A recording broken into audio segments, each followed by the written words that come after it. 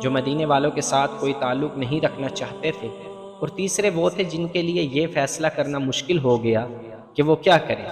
ان سب کے اختلافات اتنے بڑھ گئے کہ قبیلوں کی آپس کی خون ریزیاں شروع ہو گئی۔ اتنے میں سجا اپنا لشکر لے کر آ گئی۔ سجا کا ذکر پہلے آ چکا ہے۔ اس نے نبوت کا دعویٰ کیا تھا۔ الحارث کی بیٹی سجا اپنے لشکر کے ساتھ مالک بن نویرہ کے قبیلے بنو یربوہ کے علاقے میں جا کر خیمہ زن ہوئی۔ اس نے مالک بن نویرہ کو بلا کر کہا کہ وہ مدینہ پر حملہ کرنا چاہتی ہے۔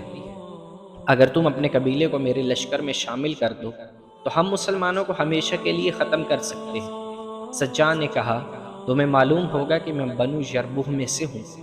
خدا کی قسم، مالک بن نویرہ نے کہا، میں تمہارا دست راست بن جاؤں گا، لیکن ایک شرط ہے جو دراصل ہماری ضرورت ہے۔ تم دیکھ رہی ہو کہ بنو تمیم کے قبیلوں میں دشمنی پیدا